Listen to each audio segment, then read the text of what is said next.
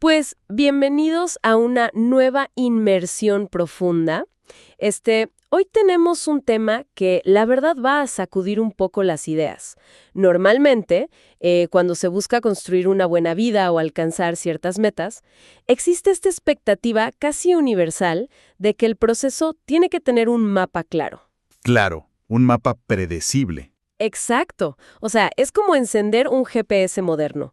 Uno mete la dirección de, digamos, el éxito o la tranquilidad y se espera que el camino sea una línea recta. Totalmente optimizada. Sí, sin tráfico y sobre todo súper cómoda. Una ruta perfectamente pavimentada. Y pues, si llega a aparecer un obstáculo, la expectativa inmediata es que el sistema recalcule la ruta en segundos para devolvernos a esa zona de confort. Ajá. La mentalidad contemporánea dicta que el progreso debe ser evidente y, bueno, siempre agradable. Tal cual. Pero hace poco nos topamos con un material que toma ese GPS moderno y básicamente lo tira por la ventana. Literalmente. Estábamos revisando un video del canal de YouTube de Adrián Cepeda. El video se titula Eclesiastés 7 devocionales.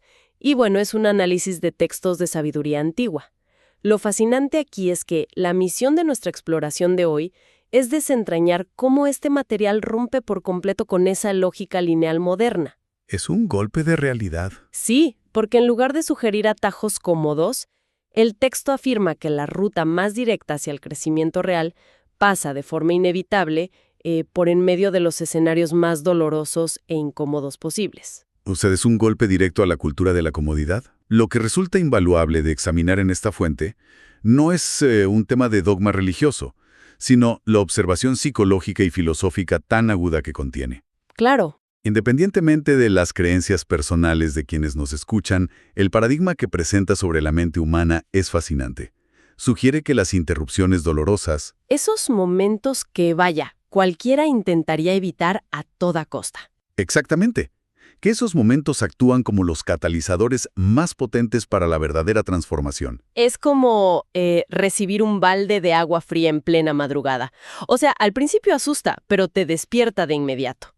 Y para entender cómo funciona ese despertar, tenemos que ir directo a las afirmaciones más chocantes que rescata el video. Que no son pocas, por cierto. Para nada. Analicemos esto con cuidado, porque los primeros versículos del capítulo 7 de Eclesiastés no tienen filtros. Empieza con algo comprensible, diciendo que es mejor tener una buena reputación que un perfume costoso. Hasta ahí todo suena muy lógico. Ajá, hasta ahí bien. Pero luego la intensidad da un salto monumental. El texto afirma que es mejor el día de la muerte que el día del nacimiento. ¡Wow! Sí. Y dice que es mejor ir a un funeral que asistir a un banquete o a una fiesta. Y remata con una frase que, la verdad, descoloca por completo. Dice, es mejor estar triste que estar alegre. Son declaraciones que están diseñadas precisamente para incomodar. El autor original de este texto, que tradicionalmente se identifica como el rey Salomón, está escribiendo desde una posición, digamos, de haber experimentado absolutamente todos los placeres, riquezas y fiestas del mundo antiguo. Ajá. Y su conclusión es esa aparente contradicción. Espera, déjame detenerte ahí un segundo porque esto me genera mucho ruedo. Desde una perspectiva moderna de bienestar o salud mental, decirle a alguien que debería preferir la tristeza por encima de la alegría suena, pues, increíblemente tóxico. Sí, suena fatal. Casi parece una apología al pesimismo, ¿no? Como una especie de romanticismo del sufrimiento.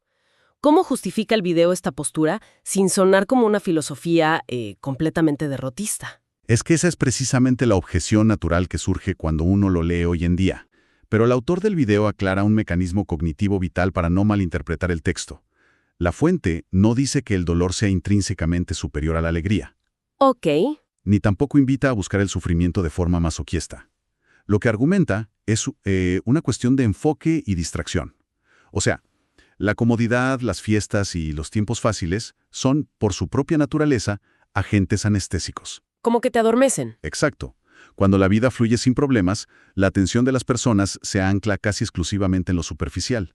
No hay ninguna fricción que obligue a mirar más allá de lo inmediato. Todo se vuelve, digamos, un ciclo constante de buscar la siguiente dosis de dopamina. Tal cual. En contraste, la tristeza o el luto funcionan como una pared de concreto, contra la que el ego choca a toda velocidad. El dolor ordena las prioridades de la mente con una eficacia brutal. ¡Wow! Sí.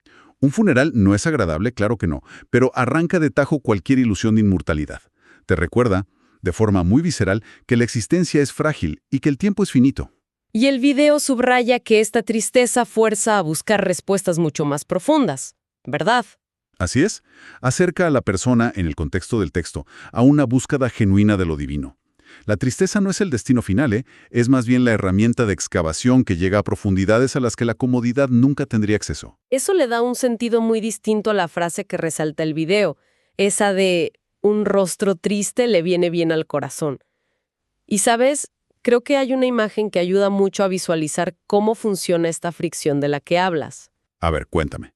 Imaginemos que la vida contemporánea es como viajar a bordo de un tren bala de última generación. Por dentro, el tren está lleno de comodidades deslumbrantes. Hay pantallas de alta definición por todas partes, música constante, comida infinita. ¿Suena bien? Demasiado bien. Quienes viajan ahí están tan absortos en el entretenimiento de sus asientos que nadie se molesta en mirar por las ventanas. O sea, nadie sabe realmente hacia dónde se dirige el tren. Claro, el viaje es tan estimulante que el destino, pues, pierde importancia. Es una desconexión total impulsada por el confort. Exactamente. Entonces, ese dolor profundo, ese rostro triste que menciona el texto, opera igualito que el freno de emergencia del tren. Un frenazo de golpe. Sí, cuando se activa, la experiencia es violenta. El tren se detiene con una sacudida terrible, las pantallas se apagan de golpe, el silencio inunda el vagón y todo el mundo se asusta. Es una pausa forzada y súper incómoda. Me lo imagino. Pero es únicamente en ese silencio repentino cuando los pasajeros por fin voltean hacia las ventanas para ver el paisaje exterior. O sea, es un freno doloroso, sí, pero es exactamente lo que evita que la vida entera se descarrile hacia la irrelevancia. Es una analogía fantástica, de verdad, porque ilustra perfecto el valor de la interrupción cognitiva. El dolor rompe la inercia. Sin embargo, este mismo freno de emergencia desencadena un efecto secundario muy complejo en la mente humana. ¿Ah, sí? Sí, porque cuando el tren se detiene bruscamente y el silencio obliga a mirar la realidad del presente y resulta que esa realidad es dolorosa o confusa, el cerebro hace lo que ha evolucionado para hacer ante el dolor. Buscar una vía de escape. Precisamente, buscar una ruta de evacuación mental. Y la puerta de salida más accesible, la que no requiere ningún esfuerzo físico sino solo imaginación, es el pasado. Claro, mirar hacia atrás. Y esto nos lleva directo a la segunda gran advertencia que analiza el video de Adrián Cepeda. Porque si el sufrimiento sirve para anclarnos en la realidad, pues el escape hacia el ayer destruye ese propósito por completo. Ah, ahí es donde entra el versículo 10 del capítulo 7. El texto lanza una advertencia que suena casi a un regaño. Dice, nunca preguntes por qué todo tiempo pasado fue mejor. Es muy directo. Súper directo. El video es muy enfático en este punto, subrayando que hacer esa pregunta es una completa falta de sabiduría. O sea, idealizar épocas anteriores se describe como un error trágico. Pero a ver, ¿por qué es tan peligroso? A simple vista, recordar los buenos tiempos parece un mecanismo de defensa inofensivo para lidiar con un mal día. Parece inofensivo, pero cognitivamente es una trampa devastadora. En psicología hay un fenómeno que se conoce como retrospección idílica, y empata perfectamente con lo que la sabiduría de Eclesiastés está señalando. Retrospección idílica, ok. Sí. Idealizar el pasado ciega a la mente frente a las oportunidades del presente. El análisis del video apunta que la divinidad o la fuerza creadora está obrando en el momento actual, e incluso si ese presente se percibe como un caos incomprensible. Ajá. En la nostalgia, la mente adopta una postura pasiva. Se convence de que el sentido de la vida y la felicidad caducaron hace, 5 o 10 años. Y al pensar que todo lo bueno ya pasó, pues se anula por completo la capacidad de aprender la lección que el freno de emergencia de nuestro tren estaba intentando enseñar en el aquí y el ahora. Así es. La nostalgia no es solo un refugio cómodo, es una desconexión de la realidad operativa. Es básicamente negarse a participar en el presente bajo de excusa de que el pasado tenía mejores condiciones. Vaya, esto destapa un tema fascinante sobre cómo funciona la memoria, porque seamos sinceros, la memoria es tremendamente mentirosa. Muy mentirosa. La nostalgia jamás es un registro histórico objetivo. Si uno lo piensa bien, la memoria impulsada por la nostalgia actúa exactamente igual que un filtro de redes sociales, pero aplicado directamente a los recuerdos. Oh, un filtro que edita la realidad para hacerla estéticamente perfecta. Totalmente editada. O sea, pensemos en lo que hace uno de estos filtros en una foto. Te borra las ojeras, suaviza las cicatrices, satura los colores para que todo brille más y, pues, recorta cualquier cosa fea del fondo. Deja solo lo bonito. Exacto. Cuando el cerebro aplique este filtro nostálgico a una época pasada, elimina misteriosamente la ansiedad, el estrés, las dudas y el cansancio que sí se sentían en aquel entonces. Claro, uno olvida lo difícil que era. Construye una obra de ficción que parece un documental. Entonces, cuando se compara la vida actual, que está en alta definición, sin filtros, con todas sus dificultades crudas y reales, frente a esta película perfecta y evitada del pasado, pues el presente siempre va a salir perdiendo. Esa comparación es el núcleo del problema. El presente se siente injustamente pesado porque está compitiendo contra un fantasma idealizado. Definitivamente. Al comprender que la nostalgia es, en gran medida, una narrativa ficticia que nos contamos para evitar la incomodidad del hoy, la advertencia de nunca preguntes por qué todo tiempo pasado fue mejor cobra un sentido casi clínico. No es solo un consejo moral, es una instrucción para mantener la cordura.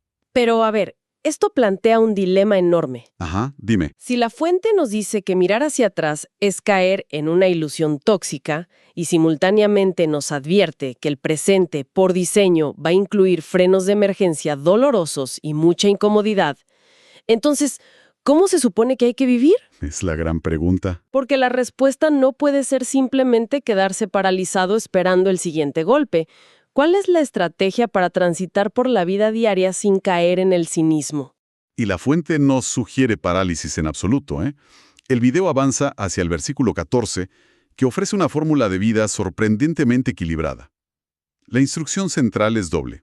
Dice, en el día del bien, disfruta del bien, y en el día de la adversidad considera que Dios hizo tanto el uno como el otro. ¡Wow! Es una aceptación integral de toda la experiencia. Completamente integral. Eso requiere un cambio de mentalidad gigantesco. O sea, asimilar eso no es fácil. Absolutamente. Y la clave de ese cambio radica en una frase específica que resalta el video. Dice, los mortales nunca sabremos lo que vendrá después. Es un reconocimiento frontal de nuestras propias limitaciones cognitivas. Aceptar que no sabemos nada del futuro. Exacto. No podemos prever la totalidad del panorama. Desde una perspectiva de análisis profundo, lo que Salomón y el creador del video están articulando es la aceptación radical de un orden superior sobre los eventos de la historia. Ajá. Entender esto modifica cómo interactuamos con la realidad. Permite disfrutar los momentos hermosos con profunda gratitud, sin ese pánico constante de que se vayan a terminar. Y al mismo tiempo ayuda con lo malo. Sí, permite atravesar las tragedias con una especie de estoicismo confiado, sabiendo que el dolor tiene un lugar dentro de un esquema mucho más grande. Resulta muy interesante ver cómo esta sabiduría abstracta se busca llevar a la acción concreta, porque el video no solo deja la teoría ahí en el aire. No, para nada. De hecho, concluye esta sección haciendo una oración pidiendo un corazón sabio para poder navegar toda esta dualidad. E incluso pone a disposición un correo electrónico para quienes deseen enviar sus peticiones de apoyo. El correo es oraciones@cemu.com. oraciones@cemu.com. Es un detalle muy práctico. Sí, es un ejemplo palpable de cómo se intenta aplicar este equilibrio filosófico tan antiguo a la necesidad moderna de comunidad y soporte emocional. Es la operacionalización del concepto, ¿sí? Porque a nivel psicológico, lo que este texto exige es quizás la renuncia más difícil para nosotros hoy en día. ¿Cuál sería? Exige soltar la ilusión del control. La ilusión del control. Esa es la raíz de todo. Yo creo que es el verdadero motor de la ansiedad moderna. Sin duda. Nuestra cultura actual está obsesionada con la microgestión. Sí, de todo. Se nos enseña que si organizamos perfectamente nuestras agendas, las dietas, las finanzas, las relaciones, podemos blindarnos contra el sufrimiento. Creemos que somos los arquitectos absolutos de nuestro clima emocional. Y la verdad es que no lo somos. Exacto. El texto desmantela esa arrogancia. Al establecer que los días buenos y los días malos son dados por igual, elimina de tajo la carga aplastante de tener que ser el orquestador del universo. ¿Qué alivio tan inmenso debe ser llegar a ese punto de entendimiento? O sea, si se asume de corazón que no se puede evitar la adversidad porque es, digamos, parte del currículo formativo de la vida, Ajá. entonces se deja de gastar tanta energía mental intentando construir muros de protección que a fin de cuentas siempre terminan derrumbándose. Es un desgaste inútil. Totalmente. Se redirecciona toda esa energía hacia la adaptación y el aprendizaje. Ya la pregunta no es ¿por qué me está pasando esto a mí?, sino ¿qué se supone que debo aprender de esto en este preciso momento? Esa es la transformación de la que hablábamos al principio. Pasar de una postura defensiva frente a la vida a una postura puramente receptiva. Es encontrar una libertad inmensa a través de la rendición. ¡Wow! Al dejar de luchar contra la existencia misma de la adversidad, la mente por fin tiene espacio para operar con claridad y con sabiduría. Es un viaje intelectual y emocional tremendo el que ofrece esta fuente. A ver, si hacemos un pequeño recuento, empezamos explorando esa idea súper contraintuitiva de que el dolor y la tristeza, lejos de ser anomalías que hay que erradicar rápido, actúen como ese freno de emergencia vital. El freno del tren. Sí, un freno que destroza el letargo de la comodidad y nos obliga a examinar qué es lo que realmente importa. Exacto. Luego pasamos por la necesidad de resistir la tentación de escapar de esa fricción refugiándonos en la ilusión de la nostalgia, entendiendo cómo nuestra propia memoria edita el pasado con esos filtros perfectos para hacernos sentir miserables en el presente. La trampa de la retrospección. Ajá. Y finalmente, aterrizamos en esa profunda liberación psicológica que se alcanza al soltar el volante del control absoluto, al abrazar tanto la luz como la sombra de la vida como partes indispensables de un diseño mucho mayor. Es un mapa de navegación que desafía el GPS moderno en cada curva, Totalmente. pero que a la larga ofrece muchísima más estabilidad emocional. Y bueno, para concluir nuestro análisis de hoy, hay un eco en esa línea que mencionamos, la de que los mortales nunca sabremos lo que vendrá después. Presenta para fomentar la confianza en la providencia o en la divinidad, claro. Pero mirándolo puramente desde la mecánica de la conciencia humana, abre una puerta asombrosa. ¿En qué sentido? A ver. Pues si asimilamos de verdad hasta la médula, que es absolutamente y biológicamente imposible predecir, asegurar o manipular lo que va a suceder mañana, surge una pregunta muy provocativa. Te escucho. ¿Es posible que enfrentarnos a esa incertidumbre total y abrumadora sea paradójicamente el único mecanismo capaz de destruir nuestra ansiedad por el futuro? O sea, obligándonos a prestar una atención cruda, total y absoluta a la única cosa que realmente existe, el momento presente. ¡Qué fuerte! Quizás la verdadera sabiduría no esté en aprender a anticipar el camino, sino en soltar el mapa por completo.